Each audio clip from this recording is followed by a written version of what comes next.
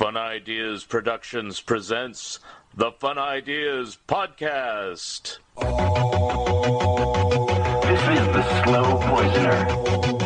I come to you from the future with these words of warning. It's a hot horror planet. It's a hot horror planet. It's a hot horror planet. It's a hot horror planet. Living in science fiction. Past the point of no returning. We got high on gasoline. And we blew the scene. Hi, this is Mark Arnold, and welcome to Fun Ideas Podcast number 95. This episode is sponsored by the fine folks at Lee's Comics. Attention comic book fans, Lee's Comics of Mountain View, California has closed. But here's the good news. Lee's Comics eBay store is still going strong with over 10,000 vintage comics, the majority of which are now on sale, for half off. Choose from Lee's huge stock of golden, silver, bronze, and modern age comics, and specializing in Silver Age Marvel titles. You can count on friendly service, accurate grading, and quick, secure shipping backed by a money-back guarantee. To check out Lee's eBay store, go to eBay. Click Advanced Search to the left of the search bar, scroll down to Sellers, and enter Lee's Comics Inc., period. That's LeesComics, period. Don't forget the period. Lee's Comics is shipping daily with no delays. New items daily. Mention the Fun Ideas Podcast and get a free bonus gift. Long title, Looking for the Good Times, Examining the Monkees song one by one, by Michael A. Ventrella and Mark Arnold. A book that examines each song, gives lots of details about each song, and our own personal opinions. You can find this book on Amazon, Barnes & Nobles, and anywhere where good books are being sold. Our webpage is wordpress.monkees.com, where you can see many of the songs and give your own opinions of them. And we will be discussing this more on Zilch. Hey Michael, it says here we've written another book about the Monkees. Wasn't the first one enough? Not at all, Mark. Our original book, Looking for the Good Times, Examining the Monkees songs one by one, was very successful, but only covered half the story. Which half? The group half. Our new book, Headquartered, a timeline of the Monkees' solo years, covers the solo half. Who knew the Monkees recorded so many solo albums?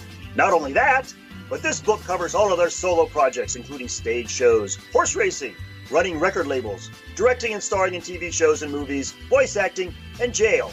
Jail? Did the Monkees go to jail? Ah, you have to read the book to find out. You've sold me. Have you sold them? Who's them? Those people out there listening to this. Well, listen to this. This book has discographies, photos, and other information about the Prefab Four, Mickey, Davey, Peter, and Mike, the solo Monkees, plus another nifty cover by Scott Shaw. Wow, he did our last cover. And this one's equally good. Where can you get this masterpiece? Announcer. Announcer? That's me. Get Headquartered, a timeline of the Monkees solo years, written by Michael A. Ventrella and Mark Arnold. Those two guys. It's available in hardback, paperback, or ebook from BearManorMedia.com or from Amazon. Get your copies today. Cool. I'm going to get one today.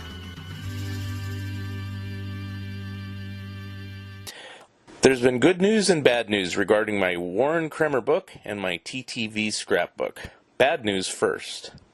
The publisher I was working with has canceled both books. Now, the good news. It's Bear Manor Media to the rescue. Not only will they be publishing Friendly Ghosts, Little Devils, Giants, and Rich Kids, the art and creations of Warren Kremer, and the TTV scrapbook, but now they will be in color. There will be more details soon. I'm also still working on my Mad and Disney books and a Popeye article. Today we feature all the way from Australia, a singer, Monkees fan, and pop culture fan. He also hosts his own video podcast. Here he is, Plastic EP. This particular episode is also available in a video version, making it our third video podcast. Hey, it's Mark Arnold, and we're at Fun Ideas podcast number 95. And today we have a special guest from Melbourne, Australia, Plastic EP. That's Yay! me. And Plastic has been hounding me and bugging me about Beatles and Monkees information, and I decided to turn the tables on him and interview him. Let's see, it's this way. There we go. That's me. That's me. So we have a song here that he's done, and we could show the little video. It's called "Hey Bananas." You're groovy. What was it again? Hey, Bananas, we think you're groovy. You've We obviously. think you're groovy. Don't fall asleep on me now. Here we go. Hey bananas, we think you're groovy. Hey bananas, we watch your movie. Yeah. Drive your tuning buggies everywhere, just going crazy without a care. Hey bananas, we think you're groovy. Hey bananas, we think you're groovy. We love to watch you 'cause your favorite show. Hey bananas, we think you're groovy. Hey bananas, we think you're groovy. Hey bananas, we think you're groovy.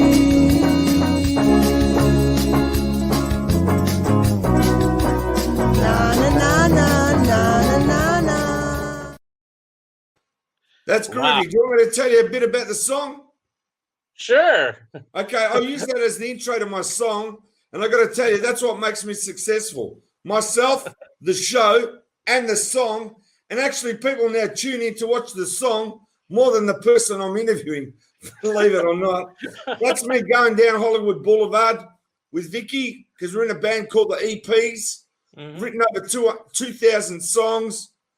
We did that on purpose there for Hey Bananas. We think you're groovy. Walking down the Hollywood Boulevard, there are stars, and I found the Monkees star, of course. Yep. And there I am walking down the street, and everyone's looking at me like, who's this guy in the gold suit? And we stayed at the Sheraton there in Los Angeles, and I got the biggest limousine I could get. We Wow. went out to Amoeba Records, and I bought a lot of records. And while I was there, we filmed a lot of stuff.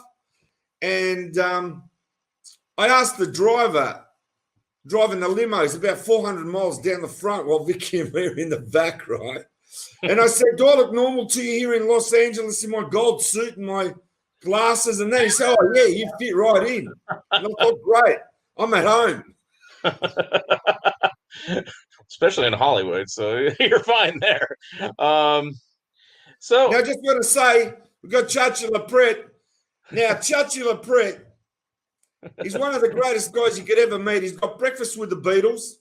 And I just want to say, because now it's Sunday morning here. Tomorrow we do a show called Plastic EP and Chachi Live. And guess what? Our big guest is Bob Gruen, cool. photographer, world-class photographer. He did all the John Lennon photos there at the Statue of Liberty. Unbelievable show we got on tomorrow. Just want to make mention of that. He's coming out of Boston, Breakfast with the Beatles. I'll tell you what, you've got to listen to it too, Mark. It's worldwide, 2 days a week on the weekend, and he just plays the best Beatles songs that are out there. And I even tune in, get this on a Saturday night in Melbourne. It's 8 p.m. here that his show's on. But Sunday, it's midnight, and usually I'm half asleep, but I try and make an effort to listen to the guy. I just love him. He's the best. What time is it there now, just out of curiosity? Well, it's only 20 past 7 in the morning. Oh, okay. So you're just waking up. Okay. No, I'm ready to go. That's just how I am. Yeah, I'm ready to go any time of the Well, for day. me, That's why I've done interviews. Yeah. For me, it's 1:39 in the afternoon, but I'm still in bed. Yeah. But Yeah, you look comfortable there. but I did take a shower, so it's like at least I'm awake. So the question I usually start off when I interview people is just tell me a bit about yourself and how you got into the music industry and doing all these interviews. I mean, it's like for me, you just kind of came out of nowhere and say, Mark, I want to interview you for the Monkees book. And I go, who is this guy? So Yeah, tell me it's true. about I came out of nowhere. But I've been planning since 1981. The name Plastic EP didn't come from nowhere. the name Plastic EP actually came from a record when I started. It was Plastic EP and the Records. That was my first single, one called At Home. Is that the one you sent to me? This one? The one you sent to me? See? Yeah, that's the second single. But I've actually got the first single here. Oh, okay. This is in here, and you can see, it's got my name Plastic EP on it. Right. I'll just try and make it. It says New Wave Plastic EP. So, yeah, we can see. So that's my first single. 500 were made in 1981. So you can see I've been around since 1981, and I'm no overnight success. That's what people got to understand. I planned to get world known all my life, and it was just that window of opportunity at the start of the year, and I just went for it, and just everything fell into place. And I can't be more thankful, because this is all about trying to make people happy at home during this time, because we need it now. People need to be entertained more than ever right now, Mark. Mm-hmm. And the second single is on actually EMI. So how did that happen? Because it sounds like the first one was self-pressed or something like that. Yeah, self-pressed. The second one I had it custom made through EMI in Sydney, and that's called Forget All I Said and Secret Love. That's it. Now what happens is I'll explain. This is the amazing thing. We put out the first single I showed you, At Home in 3 special words. You go on the net, type in the word Plastic EP and the Records. That's what we called ourselves for 1 year, 1981. We put that record out. Then we put out a song called Well You Want to Make a Record, and the master tape went missing, like the actual master that we did it on. So it's so iconic, because 38 years later, it was released. Oh, wow. 38 years later. Jeez. Is that the original recording then, or is it a re-? Yeah, that was the original recording that we were lucky enough we saved on a cassette. So they got that cassette and they mastered it, and that's the record there, which I love this background. And that's me as a young man, about 23 years old, coming in psychedelic, says, well, you want to make a record? And that was pressed, and that's in 1981. So it's pretty good how things, come around. And then what happens is we're like Plastic EP in the Records. I said, look, the name's too long, right? It's like Cliff Richard and the Shadows. Let's cut it and call it the EPs, because there's some Monkee EPs there. Came out in Australia. Of course, they're hard to see. One red, one blue. We called ourselves the EPs. After the 4-song 45s. Amazing. So have you been recording all along since 1981, or is it just something you kind of do? I started in 79. I've done over 2,000 songs. There's about 79 albums out there on iTunes and Spotify. Just type in the EPs and you'll see it. The thing is, I don't talk too much about it, because when I find, major musicians and I tell them I've done over 2,000 songs, they look at me like, are you for real? Are you telling the truth? You're making it up or what? So I try not to intimidate people, because it's like the interviews, When I put my foot on the pedal, I don't do things by half. I just go for it. Right. And it's the same with the interviews. It's just got traction now. And it's like unbelievable. I just did a new interview now where I got invited by Angelo Tsaroukas. He's a Canadian comedian, and he's got a show with another 2 guys in LA, and they call it Connecting Greeks. And I was on that show. It's now on YouTube. So Connecting Greeks with Plastic EP. It was just released about an hour ago, I believe. I just saw it on iTunes, and it's really great. We talk about the Greeks all over the world. I talk about my trips to Greece. It's like, you got to watch it. It's like when you're getting out there in the world, which I am, people are discovering me every day. And when they go to see an interview, it's not like they see one. They got a choice of 250. If I sit down, I need days to go through that stuff. Have a look at this. Oh, hello from Liverpool. The Monkees, we're the band. The Beatles always wanted to be. It's a Brit joke. Taken via a TV show. Yeah, but the Monkees were very big in the UK, believe it or not. When they went over in 67, that's when their TV show was shown. They were huge because, as I said, David came from Manchester and they just were blown away. The Monkees are like as you know, nothing no one's seen before. And to tell you something, with this pandemic, I've just gone on Amazon Australia and just bought all this stuff. I'll show you. Right, this is pretty good. This is a 3 CD, Monkey CD. Yep. I haven't got it in my collection, but obviously now you can't see nothing. But there's 3 CDs in there. If you kind of angle it down, it kind of shows up a little bit better. So when you hold up something, just there we go. Perfect. Yeah. And also, I've got his book that was revised. Oh, yeah. David Jones, they made a monkey out of me. That's great. Yep. I'll just tell you what I bought since you're here. I got Friday on my mind a documentary on the Easy Beats on DVD. That's a ripper. Yeah. Also, Frampton Comes Alive. That's a great CD. Oh, yeah. It's coming in. Look at that. Mm-hmm. And there's also a song that I like, I'm in you, you're in me, like I'm in you. And it's on this CD. It's on a different CD. So because of that song, I had to buy the second CD. Right. Also, it wasn't recorded yet when that live album was done. Yeah. Also, 8 days a week, the DVD of the Beatles. Very cool. Touring years. So, you know, I've been busy. When I'm not doing interviews, I like buying a few things on the net. And I was actually able to pick up the Munsters. Chacha Lapret's a big fan of the Munsters TV show. Mm-hmm. I picked up, I think it's 12 DVDs, the whole series for $44 Australian. That's a bargain. Cool. Now, so I'm waiting for that to arrive at my house. And then we'll go Munster Mania at my place. Did you, what am I asking? All those shows like Munsters and Monkees and everything else, did those air originally like at the same time when, you know, like did they debut, like Monkees, let's stay with that. Yeah. Did it debut in September of 66 or was it a No, delay? they debuted in July 1967, just before my birthday. Okay, so it was like a year later. In Melbourne on black and white TV. And I was turning 9 years old, but I was still 8. And same thing with Batman, I'm a first generation fan.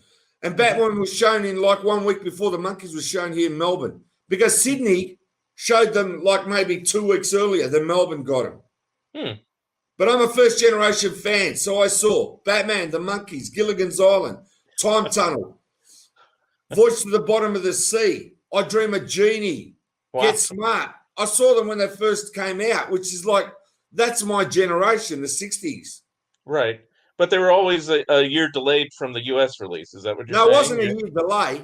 As I said, the Monkees were shown in September 66, for example, but we didn't see it till July the next year. Okay. Because, like, say, Get Smart, that debuted in September of 65. Did you see it in 65 then? Or did you see it? We might have seen it at the end of 65. The only way we know is when there was probably a little delay each time, but you probably weren't aware of it. You know, it's like, but I wasn't around then. I mean, I was born in 66, so it's like, I have to say I'm a second generation fan. Well, you're a child of the 70s, really, because that's when you sort of understood it. I mean, I've told everyone else, my first exposure to the Monkees is on Saturday mornings in the early 70s when they were in repeats. I didn't know they were repeats. I also didn't like the show, so I thought it was too weird, you know, and I liked the music, and then later I grew to love the show, but it's like, you know, so. Well, I mean, you've written books on the Monkees, but I want to say I love them now. I mean, it's like I have everything. I mean, you mentioned book. You said don't show anything, but I'm going to show. Yes, I do have 2 Monkees.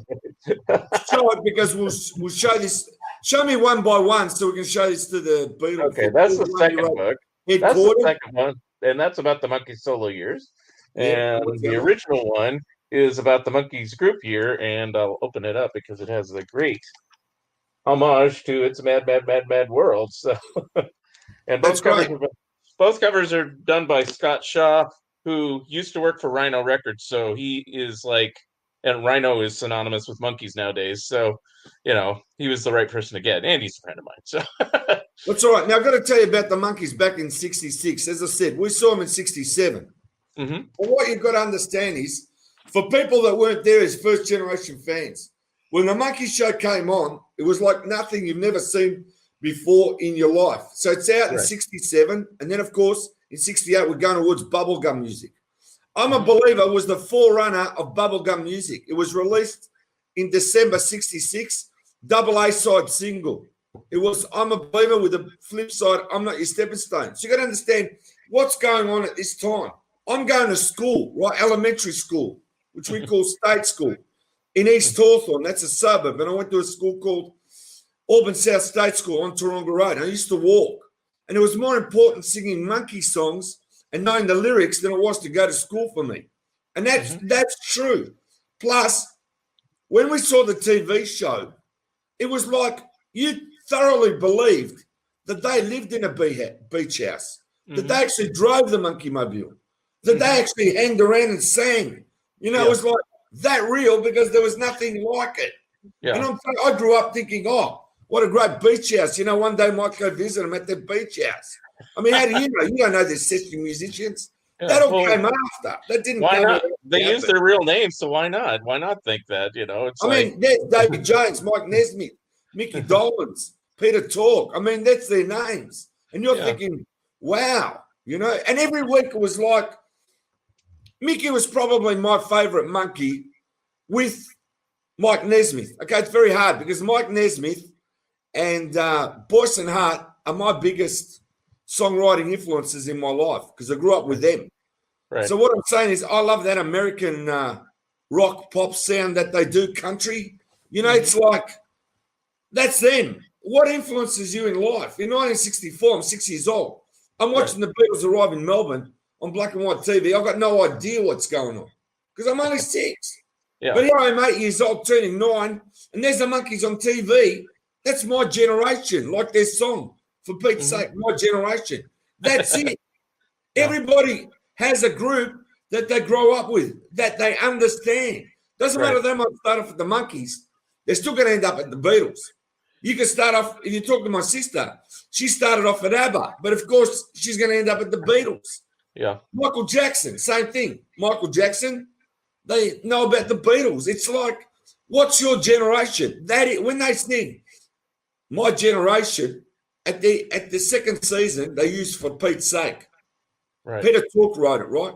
Right. Summer. It goes, in this generation, in this love and turn, we are born to love one another. Well, that's my scene, man. And I'm like 9 years old, and these people are like love people, you know, love beads and all this. I'm like 8 years old going, oh, yeah. So tell me a little bit about Australia compared to the U.S., because the U.S. at the time, we had 3 networks, but there's a lot of independent stations. And I know a lot about English TV. There's only like 3 channels there. But what was Australia like at we that had time? like 3 channels too. We had like, I'll give you an example. We had like ABC. Mm-hmm. We had like Channel 9. We had like Channel 7. And then what happens is then we had a station that came later called Channel O, which became Channel 10. Okay. And what I'm saying is, it's like in those days, you had black and white TV, and like there was all these fads. Like the monster fads was huge with the Munsters. Then you had the spy fads with the Avengers, with James Bond. That's how it was. We had these fads. Right. Then you had the monkey fad. Then you had the bubblegum fad. So we're going like through these phases in music that come. And I remember listening to the radio as a young child, and I was more fixated on listening to the music that was coming through your little AM transistor. And like I remember it like it's yesterday's Manfred Mann coming through the radio, Pretty Flamingo, I'm a Believer, Simon Says, like the big hits, Young Girl, Gary Puckett and the Union Gap. I mean, these are huge here in Australia. You know, I mean, I was more into the American and the British sound, and I'd say, than the Australian sound. Yeah. That's what you got to understand. I'm very, my knowledge of America and all this, it's like, it's only because I've been tuned in since I was very young into what's happening overseas. Right. But it seems like that's the way of the world is like it went by the U.S. and then, of course, the British invasion at the same time. Talk about the radio then. I mean, it's like here in the United States, there's a ton of AM stations, ton of FM stations. But I mean, did you only have a few radio stations or a lot there? What was? What was No, going we on had the radio? radio stations, but you didn't have too many that were like rock. It was like, you Oh. know, the 1960s songs were coming through, but there was like 2 or 3 stations that played them. But you got to understand, in the 60s here in Australia, it's very happy-go-lucky, you know, like families go and have a picnic. They carry their esky. You know what an esky is? They put their cans of beer in it, soft drinks. You get in the station wagon and you go and have a picnic, and everyone's happy and gay like the Flintstones. You know, that's what it was like in the 60s. We had like, this is what I love about Australians. We had like terry toweling hats. Do you know what that is? No, I don't. Well, yeah, I had a beach towel. Oh, You know, okay. beach towel, the same material. The Australians, they made a hat made of the same okay. beach towel. It was the best. You wore it, and you look like I'm right into it. Because you got to understand, at the end of the 50s, early 60s, we had like this tiki thing. Like people in their houses had like things from the 50s that were tiki, you know, like, you know, New Zealand, how they have those symbols and all that. Beachy, very beachy. Their houses were beachy inside. Like, they'd have a little bar. That's There was interesting. like a beach scene. You know I mean, what I mean? there's some of that here, but, you know, yeah, it sounds like it was That was like thing. in the 50s, early 60s. Yeah. We had to find our own identity. We're Australian. You know, like, we had kangaroo paws for can openers, you know, made out of metal. We had like Australiana all over your house. I'm not joking. This is true. Because it's our identity. What was the now reversing it around, what do you think the first biggest Australian music import or export to America was? I mean, I'm thinking maybe Rick Springfield, but I mean, No, I got to go back. All right, let's go back to 66. All right, we're talking the speakers. Okay. Georgie Girl. The carnival is over. Right, let's start from there. Then we're talking, I guess, you know. Then we're talking Easy Beats, Friday on My Mind. Then we're talking, you know, the Mixtures, the Push Bike song. You know, and you're talking then Johnny Farnham. You're talking like these Australian artists, but you got to understand, while you got the Australian industry going, you got America and you got England. And to me, great, it's Australian. That's fab. I'll sing along to it. I like it. But I'm more into like the British scene and the American scene. I mean, I'm walking around with Monkee. I'm walking around with Monkee singles. So that never bothered. That never bothered you. That never bothered you. That I've got my collection next to me, right? There's so many there. I've got like boxes, right? Right. So I used to buy every Monkees 45.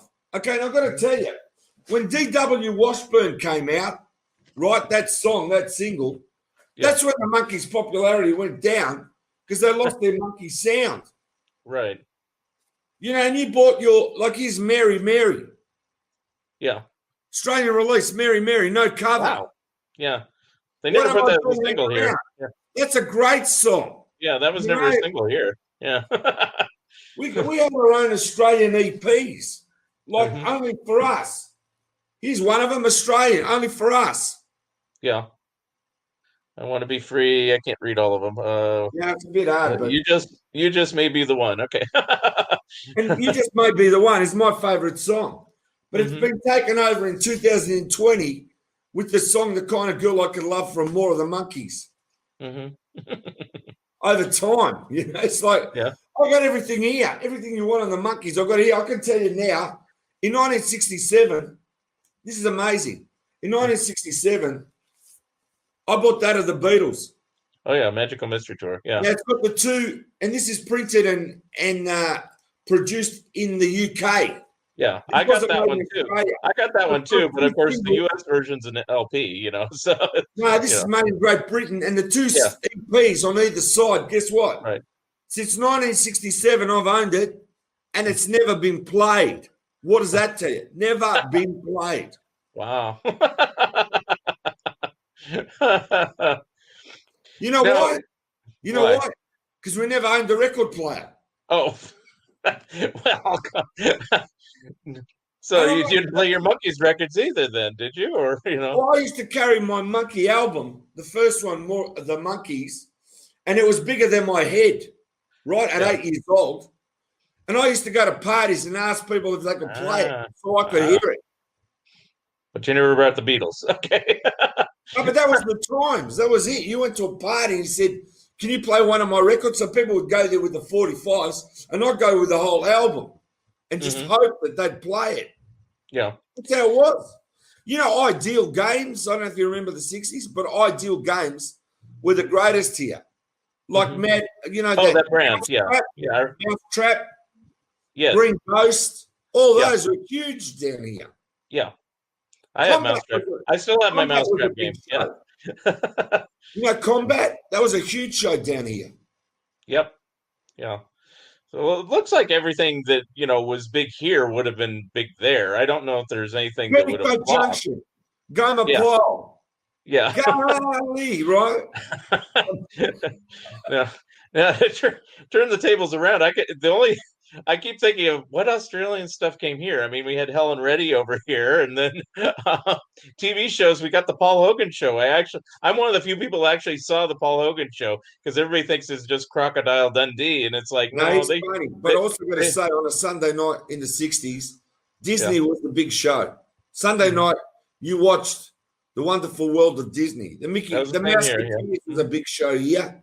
And basically, you grew up, I'm not going to say in isolation, but you had your own identity here. It was like, oh, what's this? You didn't think, you just got into the groove, whatever show it was, Time Tunnel. See, Friday nights used to be the big night. It wasn't like Saturday. It was like Friday nights in the 60s. You used to watch TV shows like Star Trek and Batman on a Friday night. Yeah. And so those things stay in your memory, because I can tell you, we didn't have a TV guide. I never knew what was on. I just changed the channels. In the 60s, true. Now, were all these, I think you said, but were all these things broadcasted in color or black and white then? It's all black and white. There's no color here. When did it switch to color? Color didn't come till much later on in Australia. Like 70s or something? I don't know if it was 70s or early 80s. I think it was in the 70s. Oh, wow. So you saw Monkees in all those shows in black and white at first, so you probably didn't even know that they were in color, right? I didn't like Dream Genie. She's beautiful. Black and white. Yeah. Well, the first season really was in black and white, but yeah, I get what you mean. All seasons in black and white. Get smart. Black and white. Jaime. Black and white. Wow. Everything's black and white down here in the 60s. I'm telling you. We woke up and I'll tell you what it used to be like. You used to have school holidays, 2 weeks holidays, right? And I'd look in the newspaper, if you're lucky enough to have a newspaper, and you'd see what's playing at the cinema. And usually we'd get a tram, like those cable cars I got in San Francisco. Oh, yeah. Melbourne's got the trams, right? Yep. And you go into the city and you'd go and see a Three Stooges movie. That would be a big thing on a school holiday, to go and see a movie with your parents or your mum. Yeah. Sit down and watch it. Like, these were events in your life. Like, I can tell you the movies that I saw, right? Mary Poppins, those magnificent men in their flying machines. Oh, yeah. Right? These are movies where you went with your brother and your mother took you along on the cable car to go into the city, which only went for special events. You'd go and have a counter meal at one of the big department stores that had it was called Myers at the time, right? It had a rooftop village. They had little little cars that went around in circles, and amusements on top of the roof of their toy department. On top of that, they had a rooftop. So that was a big deal to go Christmas time here in Melbourne. So what I'm saying is we had our own identity here. And Circus Boy was a huge show here too. Texas Rangers. I'm talking about the ones where the horses are in. I don't know if you remember that show. That one I don't remember, no. Where the Texas Rangers, and he's got horses intertwining each other, they're riding around. No, that was a huge show here in Australia. Yeah, that's fun. It's amazing. Have you seen the Monkees live? And did you see them live back in the 60s? No, I thought they did one. Didn't they do one tour in Australia? I'm going to explain to you what happened there, right? Okay. Now, it's 1968. The Monkees come in September. Right. Right? They played a place called Festival Hall in West Melbourne, same place that the Beatles played in 1964. Right? In 1968, I'm nearly 10 years old. You've got to understand, West Melbourne, from where I lived in East Hawthorn, southeastern suburb was like going to Mars then. I'm serious. Oh. It was like going to the ends of the earth to Yeah. go to that concert place, Festival Hall. Oh. Now, first of all, I wasn't allowed to go because my parents, they couldn't drive you that far. That's like a day trip to get there. I'm serious. That's what it was. It was like in the middle of nowhere, West Melbourne.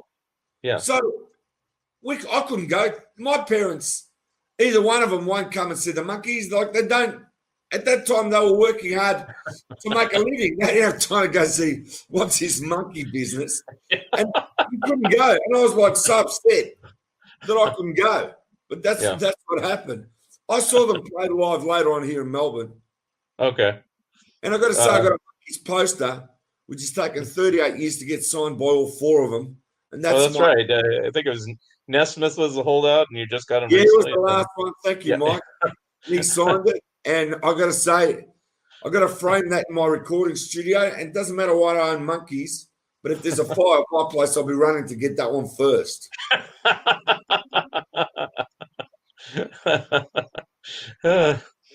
got a that I bought for about $350 when the net first came out. It's in colour. It's a picture of the headquarters, and all four signed that. It was like a limited edition, 1,000 of them in the world, or 500 actually, from memory. And I got number 88 of 500. Cost me about $350 when the net first started. It's not the value, but you know, there's very few things now you can get that are signed by all four that you can actually get. That's legit. Right. Yeah. I mean, I have all four autographs, but they're not together. Done totally different things. So, and the funny thing is, it's very hard to have met all four of them. Like I met Davey first. Yeah. Then I met Peter. Then I met Peter and Davey again. Then I met Mickey and Peter. As I said, it was organised for my. I was lucky enough to get Mike to sign the poster. But you know what it is?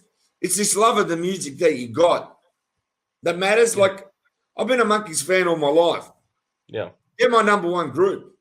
Even when no one was into the Monkees. I remember in the 70s, like the late 70s, early 80s, you couldn't get Monkey records. You couldn't actually buy vinyl. They disappeared. Everything disappeared. And the funny thing is here, I don't know if I've told you this story, right? But when Peter Tork left the group in 68, like he went after 33 and a third, the special. We didn't find out Peter left the group till later. I didn't even know Peter left the group. Yeah. And then the Monkees were there. There's the Monkees. And the next minute, zap, the Monkees are gone. And I'm like, what happened to the Monkees? I was like in shock. I've been in shock all my life. Where's the Monkees? Like, seriously, right? Now, did they took them off the air 2 years later, and then it was 3 Monkees left, you know, and then there was 2 Monkees left, and then there was Mickey left last. I didn't know that. Right. Did you get all the Monkees records? Like, did they release everything through changes and everything down there? Everything was released here, and you bought it, and it wasn't cheap at the time. Like, an album was like $2.50. $2.50.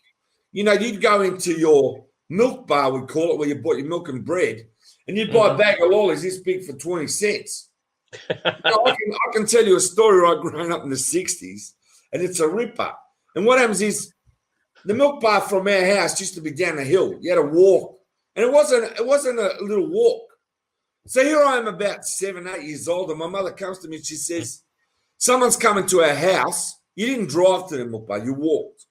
In that time, in the 60s, if you were a child, you walked. Your parents didn't have time to drive you around. They're trying to work and make money. They haven't got time to socialise and drive you where you want to go. It's not like now. The parents drive you everywhere.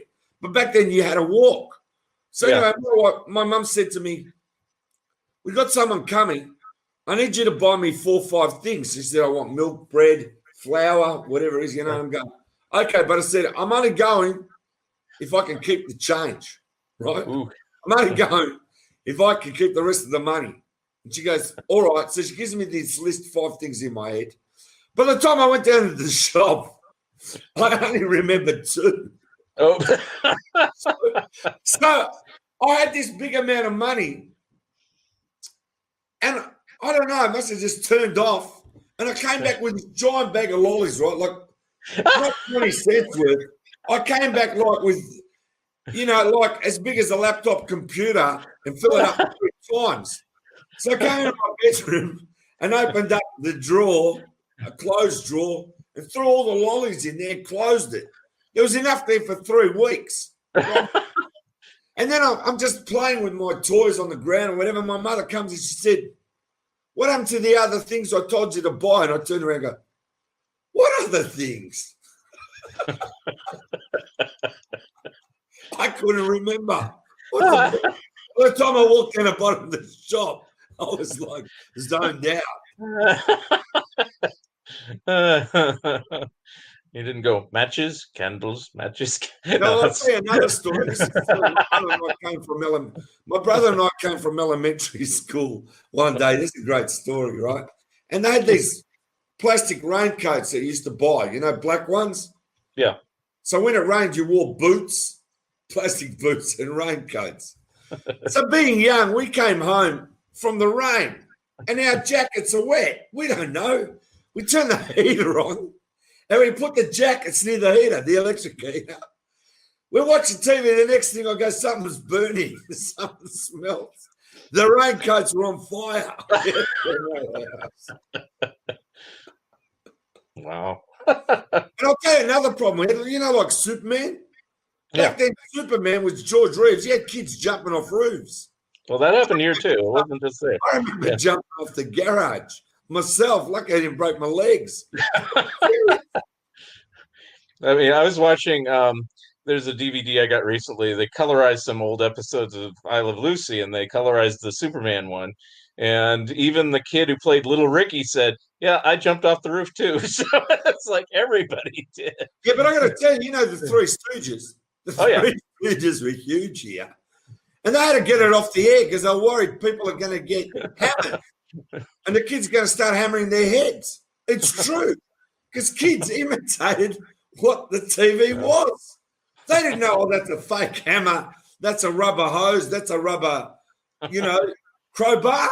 This is true. You can't beat the 60s. I'll tell you. When I went to my milk bar and bought things, this is how it worked. You had something called a newsagent. Now, newsagent sold the morning paper and the afternoon paper. But in those days, you normally had like one paper. Okay? So you'd go there and there'd be all the magazines. There'd be all the corgi toys for sale. £2 or $2 because we went currency. We went decimal currency in 1966. So we went from the English system, pounds and shillings, we went into decimal, dollars and cents. Right, so 2 shilling coin became a 20-cent piece. Oh, okay. Right, so you go to your newsagent. I remember fondly, I'd walk in, and this guy had, in your local area, he had like toys, like combat toys. When he showed combat, he had the plastic head masks, the nets, plastic knives. In those days, they didn't have regulations, right? Then you had the ideal toys up on the top. You couldn't afford this stuff. Unless it was your birthday.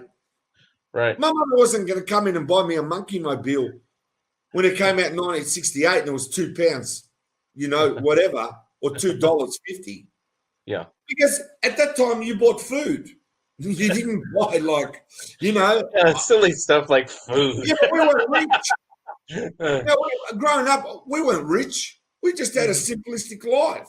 Like I'll be lucky enough to get a monkey comic when the monkey comics came out from the newsagent. I remember getting a few comics, but that's about it. Because you made your own fun. We went outdoor. We made our own fun. I went and visited my cousins in Campbell, which is one suburb next to mine. And we used to walk there. Get this. We used to walk there because there was no telephone. So sometimes we'd go walking for 20 minutes as little kids to go to her house, and she's not home. You walk for nothing. That's how it was. It was like hit and miss in those days. Oh, yeah. Wow. So did you get other Monkees things? I mean, did you get a Monkees mobile? I managed to get one, but it wasn't a first-hand one. It was a second-hand one, so I don't have the box or anything. I didn't get anything. I didn't start buying stuff till later. We're not going to afford it myself. And that's why I appreciate it more because, as I said, I like buying stuff that I like. People keep asking me about my monkey collection, but I'll tell you, most of my monkey collection was bought pre-net. Right. You know, I've got to say something about prices, and I'm being honest. Yeah. I don't overpay for things. I'll give you an example. If a toy costs $2.50, I'm not going to go and give them $1,000 for a corgi toy or $500 for a corgi toy unless there's value. There's no value. I'm not interested. Yeah. You know, it's like, where do you draw the line? You can go nutso and just buy everything, but what for? You know, that money, I'm being honest, there's fanatics out there just have to buy everything that's Monkees. I'll say, you know, good luck to you. If that's your passion, that's okay. I mean, I'm blessed. I've got enough Monkey stuff. Like as I said, I needed this. It went for sale at a great price. I bought it because of the great price. Yeah, that's the way I was. I didn't buy that when it came out. I got it about a year later, and I found it for an incredible price. Well, it's a good my collection. wife, she knows I clutter. She declutters. She gets my stuff and puts it out in the street, and people go collect it. Get this Monkees crap out of here. No, I'm not joking. I get told off every day because I like being messy. I don't like something that's perfect. I like it like all over the shop. You know, I just like it like wherever I find it, I find it. You know, like I'll give you an example. This is a great story. I'm upstairs in my house upstairs, and I'm looking down.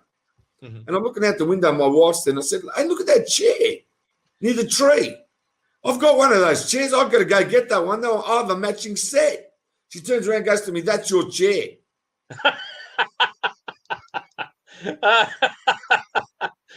left it out in the street so someone can collect it. But what she normally does is she puts the stuff out when I'm not home. So when I come home, I'm oblivious that something's gone missing. Wow. No, I had T-shirts. I bought T-shirts in the US. My favorite T-shirts. They disappeared. For 2 years, I didn't know where they were. I went to the laundry. That's the washing room where you do your washing. Right. And I opened up the cupboard, and inside there we got like rags. You know, you clean things. There's my T-shirts in there, mixed up with the rags. And I'm pulling them out. Go, what are you doing? That's all. I've been looking for this one. I came out with a pile of T-shirts that I bought in the US, and I said, wash them. I'm going to wear these. These aren't rags.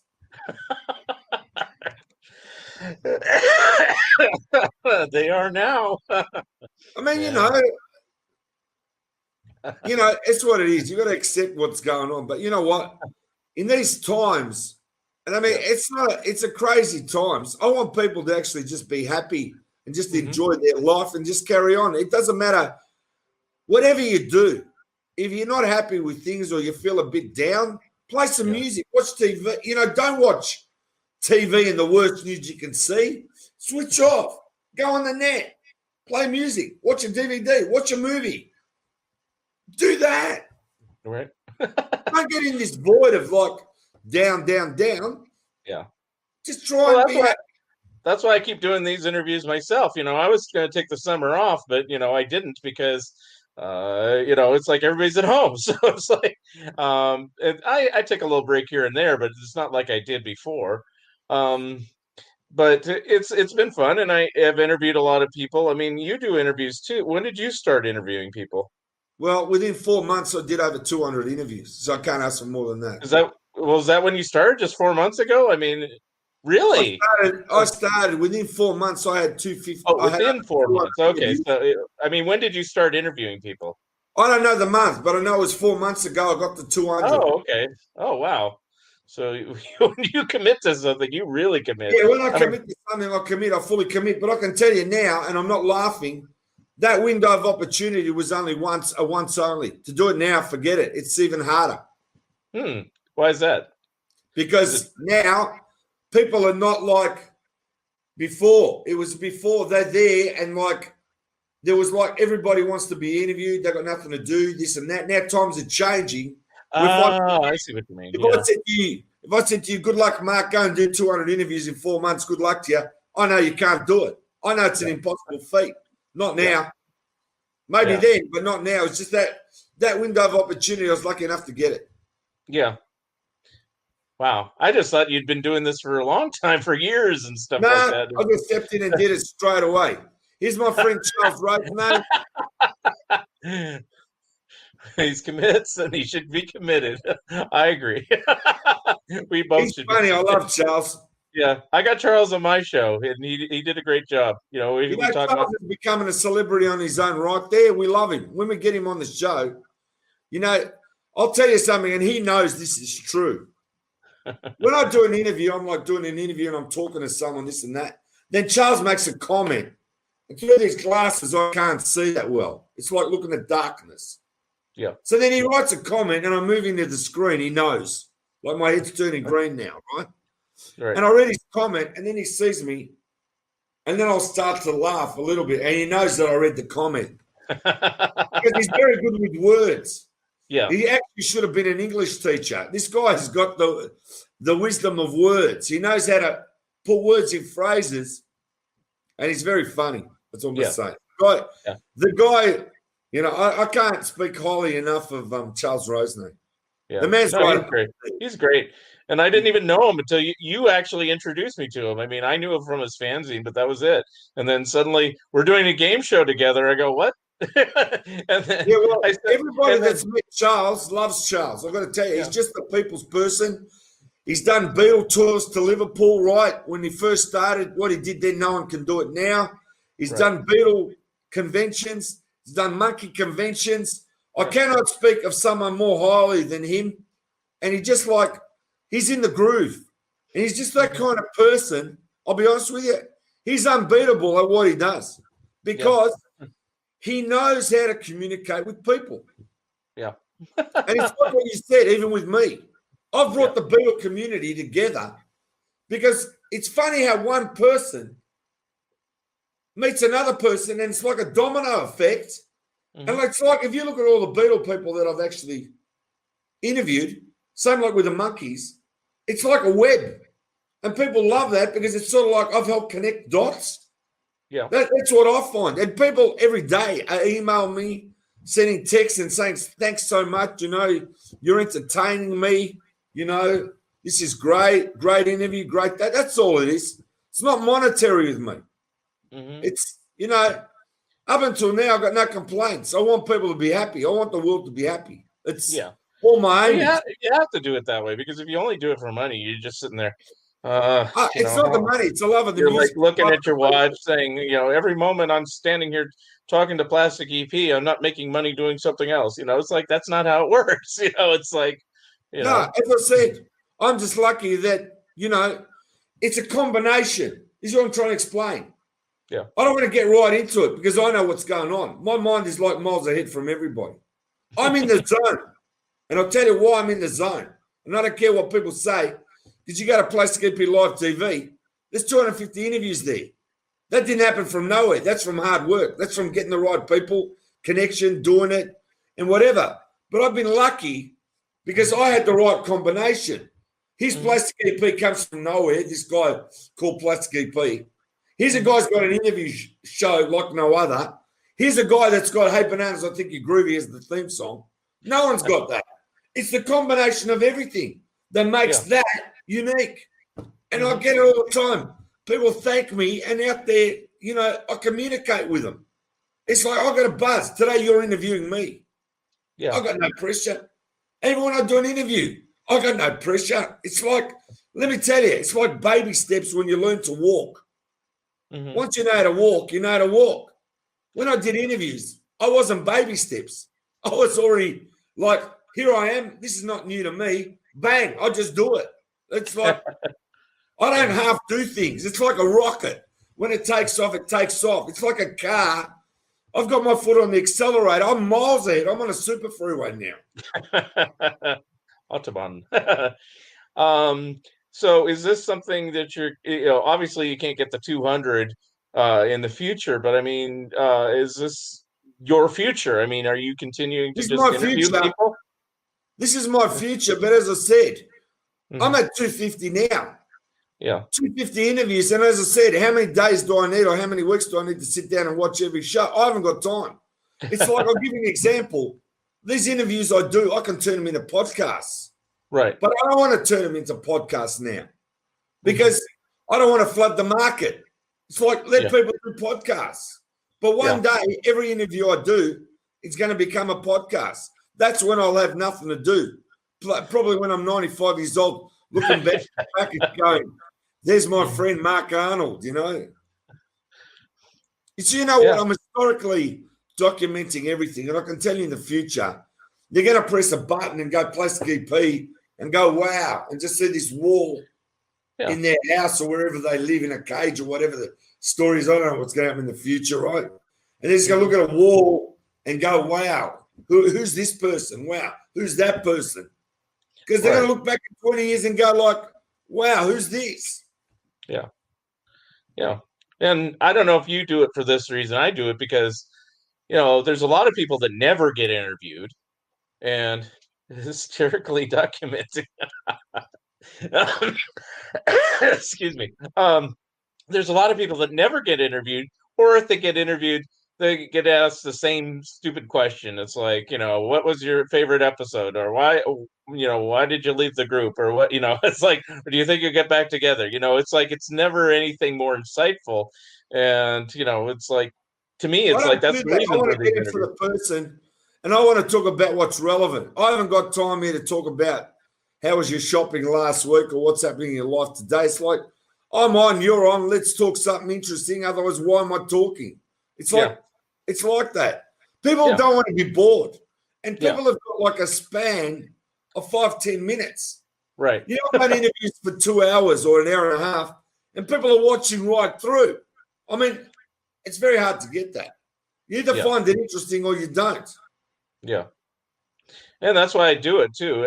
I have a friend that encouraged me to do this because I've been interviewing people for years, but it was just for my books. I never meant for anybody to hear them or see them or anything, you know. It's like suddenly, you know, oh, you should do a podcast. I don't have time to do a podcast. Now I'm doing it. So yeah, but Mark, I found you and I put you on shows. I mean, I'll never forget we did the 10 worst Monkees songs, and we had Charles Rosenay, and we all came up with the same song. 4 people. What show does that? 3 people on the panel come up with, from More of the Monkees, The Day I Fall in Love by David Jones is the worst Monkee song in life. We had it. We need to do more of those. I mean, I don't know. We had the list. Yeah. And no one knew what our list was. And we still came to the same result. Now, it's amazing that there's 3 of us, and Charles Rosenay's texted in his answers, number 1, being the same song. I don't know if any show where 4 people get the same worst song of the Monkees in my life. That's like a home run, you know, like you don't get that. That's once in a lifetime show. You agree? I agree. I like it though. With do you know that you watch or do you listen to the Zilch show every so often? Yeah, I'm on Zilch all the time. I watch it. Yeah, so they have that guy named David Ghosty Wills, and he said like the perfect thing about The Day We Fall in Love. He said, well, it wasn't written for 40-year-old men. You know, and it's like, okay, you're right. It's still not a good song. It's still not a good song. It's like it was a love song to girls. And if you're 12 years old, that was the song. There's no question about that in 1967. But now 2020, if I want to fall asleep, not the day I fall in love, but the minute I fall asleep, actually the second, I'll put that song on and I'll guarantee you in 3 minutes I'm asleep. Well, I can tell you, you know, to show how great of a song it is, how often have they played it in tour, in concerts and everything? They don't. If Zorzam isn't your top best, I don't want to hear anything from you. It was in my top 10. I remember. I don't have my list with me, but I had Zorzam in there. Well, it's actually Zorzam is actually a good song. Yeah, that's a good song. Yeah. No, we're not going to just say Zorzam. But I told you, I'm not joking. When they did D.W. Washburn, the Monkees' career went down the tube. Yeah, I remember when I first heard that one. I was already a Monkees fan, and going through a used record store, and I found the single. And this is before they did their first reunion comeback and everything. And I was going, "What song is this?" Because I knew it wasn't on any of the albums. And so I bought it because it had a picture sleeve, and then took it home. Yeah. Oh, that's a different picture. Oh, that's Oh My My. But yeah, but D.W. Washburn had picture sleeve. It looked really nice. Brought it home. Played the record. What is this? Teardrop City. Oh, I like Teardrop City. Not everyone does. Teardrop City. I don't know why I didn't release it earlier. Yeah. What's that one? Oh, Girl I Knew Somewhere. Yeah. Yeah, but see, that's an Australian EP. I got all my Monkees. I Yeah. got all my But, Monkees. I agree with you on D.W. Washburn. It's Mommy like, and what? Daddy, What were they you do thinking? that. Even Mommy and Daddy and Good Clean Fun are better than D.W. Washburn. I don't know what they were thinking. So it's like, But let me give you an example. All right, I'm sorry, but yeah, have you that's seen it. that Australian picture cover? Yeah, you got that's the same sleeve that came out here. So yeah. It's nice to be with you and D.W. Washburn. I'm sorry. To me, that killed the Monkees. It's just like, it's me. I wanted the I agree Monkees with you. down. I And then agree with you. they come back then with Teardrop City after they lost their fans. Well, I think that last year is like 1968. It was a total Yeah, but then they're competing. They're nail in the competing then coffin. with Sugar Sugar and Shang-Lang Bang, by the shang, Archies. bang. You know what I mean? Oh, here's a question for you. Did you guys get Head down there or no? Not the album, but the movie. Did it ever No, I got to get explain released? to you. Okay. The movie Head came out in Australia, and I went to see it, right, in the city. This is true. 1968. It's the school holidays. My auntie takes me down there. So I remember we played at the Forum. The Forum is like a Casbah. Like, it's like the Sarah Sands of the, the city. There's a cinema that looks like it's come out of the desert, like those desert movies. That's like the look of it outside. So I saw these people hanging out. I go in there, sold out. I can't see the movie Head. I was so upset that I had to go and see I had to go and see a movie where something goes, trouble follows. It was a movie about nuns. And what? Oh, I know that one. Where Angels Go. Trouble Follows. Yeah, it's a sequel. It's the Boyce and Hart wrote the theme song. Yeah. I became a Monkees reject. I went from the movie's Head because I thought it was the Monkees. And I went and saw where Angels Go, Trouble Follows. And I'm like, it's like the worst day of my life. So when did you see Head the first time? I didn't see it until it came out like a DVD. Oh, wow. Because it's like 33 and a third. We saw 33 and a 30. Yeah. Oh, so that did make it down there. They made it on TV. Oh, okay. But that bombed. Everywhere that was played, that bombed.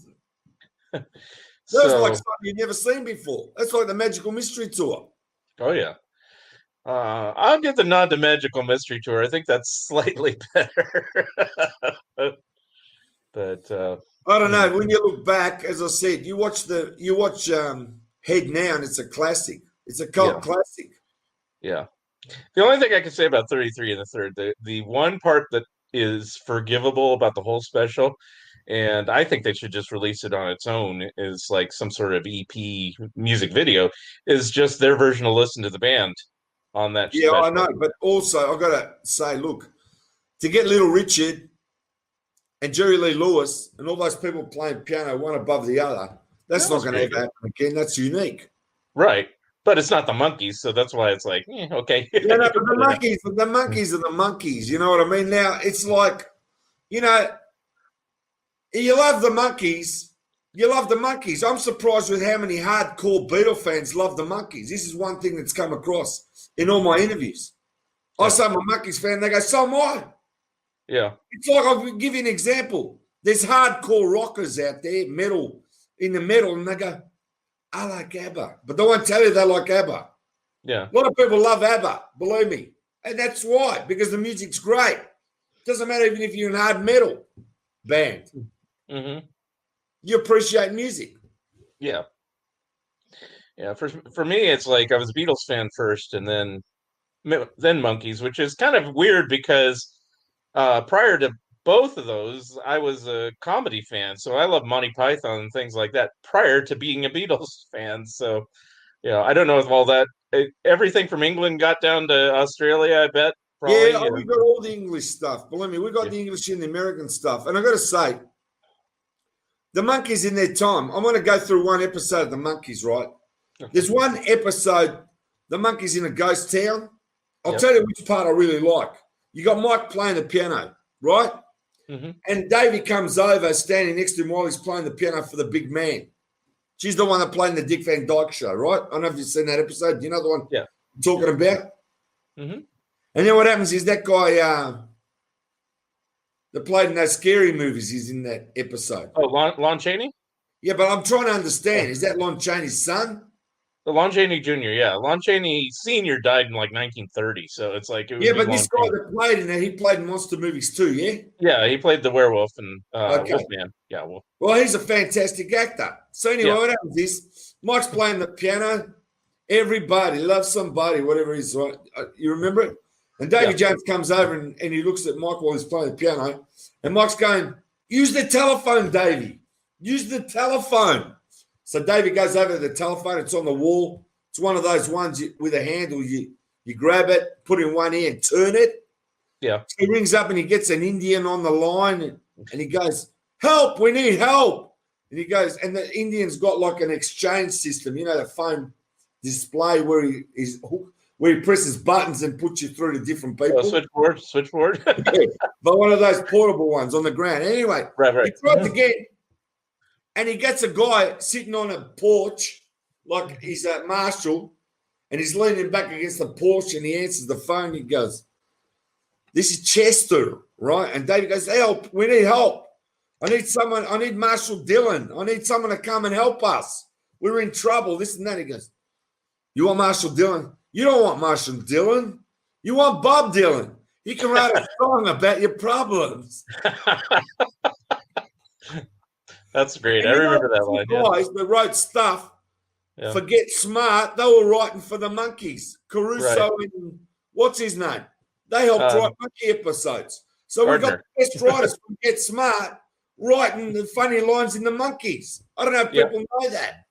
Yeah. Caruso and Gardner. Yeah, that's it. Gerald Gardner. He just passed away about that's right. a couple of weeks ago. Exactly. Yeah. Most Monkey people won't know that. But I mean, there you go. You go from Get Smart, the Monkees, Gilligan's Island. But as I said, Gomer Pyle's a classic. Golly. Well, one thing, you may not even know this, but did you ever get Sick magazine down there?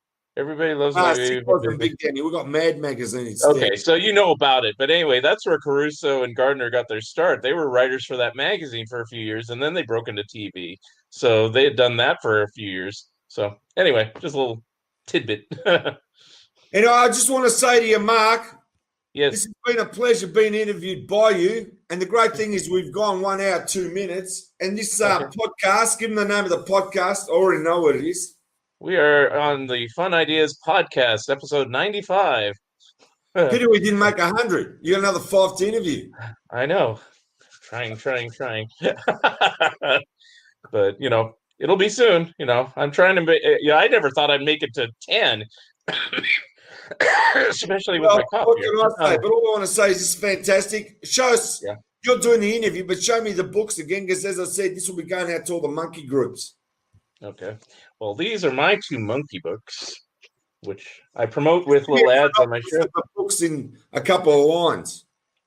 Long title, Looking for the Good Times, Examining the Monkey Song One by One, which is the actual monkey book. And here's a little tidbit. When we got to the second book, Scott Shaw said, why do you have such a long-ass title? Why don't you just call it Headquartered? So the new one is called Headquartered. But we did put a timeline of the Monkey solo years. But, both are available through Amazon. I'll plug myself, even though of you're course. like I also want to ask you, since you got the book in there of songs, can you look up The Kind of Girl I Can Love? Have you got that one in there? Let's see. The Kind of Girl I Can Love. Let's do the More of the Monkees album. Second one. Let's see. I'll just kind of look. Gotta take my glasses off. You're making me work for a living here. If I learn to play a violin, Teardrop City, I'm a believer. Let's see. Look out. Here Comes Tomorrow. Hold on, girl. Through the Looking Glass is a good song. When Love Comes Knocking to Your Door. There's more of the Monkees. So Which song is it again? The Kind of Girl I Could Love. The Kind of Girl I Could Love. I guess they recorded it More prior than to you haven't got it. I'm not going to say anything. It's not in the book. No, just kidding. There you go. You serious? You wrote a book about monkey songs and left it out. We almost did leave one song out. There it is. Because it was recorded for the first album and it made it on the second album. Yeah, but it was recorded for the first album. See, I don't know if you know this about our book. It's chronological recording dates. So, Okay. Anyway, what do you want? You want me to read what we read over? Yeah, just give me a rough idea of The Kind of Girl I Could Love. Just tell me a bit about it. I mean, here's what I wrote, and I can read it in my own voice. A song held over for the second album, probably due to the fact that there would be too many country-sounding songs on the first album. It's a strong Nesmith song, but once Papa Gene Blues was recorded, the song was shelved. And then I talk about an alternate mix where the backing vocals are stronger appears on the Monkees Deluxe Edition, and a mono TV version of the song appears on the Monkees Super Deluxe Edition. And then Mike wrote this with Roger Atkins, who's probably best known for writing the Animals' It's My Life. He's not known for so much for a song he wrote for the first album as of a young pop star named David Jones. Although the vocals sound country-inspired, the performance is basic 60s pop. More cowbell. Mike's steel guitar solo is perhaps the only nod to the country music he grew up with. There really isn't a chorus, is there? It's just verse, verse, bridge, lead, verse. The bridge, as it is the best part of the song. I wish he had treated that like the chorus and repeated it. After all, the song doesn't even last 2 minutes. So there we go. That's what we wrote. That's a great pop song. Now, before we go, I just want to say, I want to give a big shout out to Ken Mills there and everybody at Zilch. Because you guys apart from yourself, every Monkees Facebook group out there is very important. And believe me, I watch them all. I love them all. And this is what it's all about, networking. You know, you find out what the latest things are in and out. You know, I don't know if you know there's a new the Monkees, the first album now has been done like in 2 albums with extra songs. Yeah. I ordered 2. With the first 1,000 was meant to be a yellow vinyl. Right. I think I missed out. I bought 2 black ones, like the black vinyl editions. Mm-hmm. That's life. Yeah. Well, I don't know if you knew about this. McCartney's putting out McCartney 3. He's putting like a yellow vinyl, a white vinyl, a black vinyl, green vinyl, a yellow vinyl with a black. Someone said it's for sale for $5,000 or something. I don't know. $5,000. Too much. $5,000. I'll go overseas. Thanks. You can keep the black and yellow vinyl. I might get it on. Well, I'll get it on vinyl, but I'm not going to rush out to get all the versions. I'll get the one that's easiest to get for the best price. But anyway. See, my problem is, I said I don't play vinyl. I only buy records now for the covers to put on the wall. Yeah, well, yeah, that's why I wanted. I'm into CDs. I'm into MP3s. To me, I just love it. You know. Well, I love CDs too, but I mean, it's like crazy. How many songs you can get on a USB? And look, I'm not carrying around a big album like the old days. Yeah. Or you can stream everything. I mean, Spotify and all that stuff nowadays. So it's like, yeah. But anyway. I just want to say, Mark, it's been a buzz. And as I said, thank you. All right. And one last question just to get us to go. How can people get in contact with you? Do you have a website to promote or anything else coming up? I'll tell you what's happening with me. I got 3 sites so people understand where we're going. My number 1 site is Plastic EP Live TV on Facebook and on YouTube. Now, what happens is when I do interviews, that's where they end up.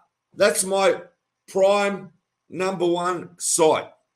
When I do an interview, I go to Plastic EP, just Plastic EP, the site. Usually every interview we do is live. Like if someone goes now, since we're doing it this way, it's your interview. But this is actually there on Plastic EP, the page. It goes there first. Then if people want to be my friend, they can if they wish. I'm getting inundated now by so many people who want to be my friends. I don't even want to look at my phone. Right? They go to Daniel Sam, DANIEL space capital SAM. Right, so Daniel Sam. Mm-hmm. You'll see a monkey rapper from the 1960s with the 4 heads of the Monkees. Can't miss it. I put so much great stuff on there you're being more entertained if you come to the Daniel Sam page while you're waiting for the interviews. Here we go. Read that out. Hi, Plastic. This looks really interesting, but I'm rocking out to Desolation Boulevard by the Sweet, and I know they were massive too down under. I'll check the interview later. Cheers. All right. That's true. Actually, the Sweet were huge here. They're pretty good here. Was huge. Yeah. ABBA was huge. Yeah. Everyone becomes huge down here, believe it or not. Mm-hmm. ABBA broke in Australia before it broke in America. Well, that's true. I mean, they were treated as a joke originally when they broke in America. No, those girls. Yeah. Those women are unbelievable. I love their songs. Money, money, money. Yeah. I mean, they appear on Saturday Night Live and they sang SOS. You know that other song they sing, and I want to get it. There's a song that they sing, I sing all the time, right? And then it goes, and the best part of the song is it's not the whole song, it's the part where they go, oh, yeah. Jeez, I don't even know which one that is. And I know a lot of ABBA songs, but anyway, go ahead. I know they go. So promote your website again. As I said, Plastic EP Live TV, go there. If you want to see the interviews live as they happen, just go to one called Plastic EP. Right, same as it's written there. And also, as I said, everyone get onto Daniel Sam and become my friend because it's all happening down on that page. You don't know what you're going to see on there. You got like video clips of 1960s artists there. You got my video clips there. You got my songs there. You got people, TV shows on there. You know, they got Batman running live and they got the Brady Bunch running live now on the net. As soon as they come up, I just go share. It's unbelievable. I love it. Imagine watching Batman live on your phone, wherever you are. That's like the greatest. And the quality comes in better than the television. Yeah. Or remember they had all the horizontal hold and everything would get all anyway. And all I want to say is tune in next time for your same Arnold time, same back station. Same Arnold time, same Arnold. You're running on Arnold time. Hey, you want people to listen. If I say Arnold time, they'll think I'm Arnold the Pig or something. Love your love for the Monkees. Dig your interviews. Hey, Freddie Fender. Oh, Freddie Fredder. I thought it was Freddie Fender. Wasted days and wasted nights. What? What was the big song Freddie Fender had? Wasted days and wasted nights. That was a big one. Yeah, it is a good song. You know what I like? Yeah. I want to tell you a couple of songs that really stick out in my head. Take a letter, Maria. Just to my wife. Tell her I'll be coming home because I got a new life. Remember that one? Write a letter, Maria. Yeah. Do you remember it? That one I don't. Look it up. Yeah. Right. Take a letter, Maria. Look it up. It's a great song. Well, I'll have to do it after the show. I'm on the computer. I love these songs that are obscure, but were like huge hits. Yeah. So what's your favorite? We'll leave on this question. What's your favorite song not by the Monkees or the Beatles? You know, that's a hard one, but that's a very hard one because I, at the moment. Or what's your current favorite? What's your current favorite? Yeah, but I also got to say, for everyone out there, Ron Dainty has got 2 CDs. It's like 45 songs, 17 unreleased Archie songs, right? And it's called Ron Dainty's Funhouse. Everybody, this is the CD of 2020. Go out there, look it up and buy it. Someone's selling them already signed, like he signed the outside of the covers. So look it up. Ron Dainty, Funhouse, 45 songs. That is Plastic EP's pick double CD for 2020. Make sure you go out there and buy it. And if you're watching, Ron, I want to tell you, the world loves you. There isn't a day goes past I don't sing Sugar, Sugar. I really do. Sugar, dude. Well, here's the one I listen to. Forget All I Said by the by the EPs. You like that one? It's personally signed too. See, Have you got? I couldn't send you the first one because it doesn't exist. But Oh. go on the internet and look up Plastic EP in the records. Just type it; it comes up everywhere. Listen to the song at home. 3 special words, and that song that wasn't released for 38 years. There's actually 2 of them. When you want to make a record, look that up. It's actually unbelievable, guys. Where do you want to make a record? All right. All right. Thank you, Plastic. Thank you for being on my show.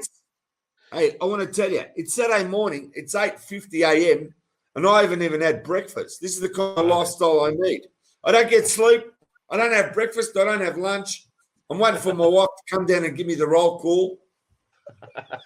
All right, get up, have some breakfast.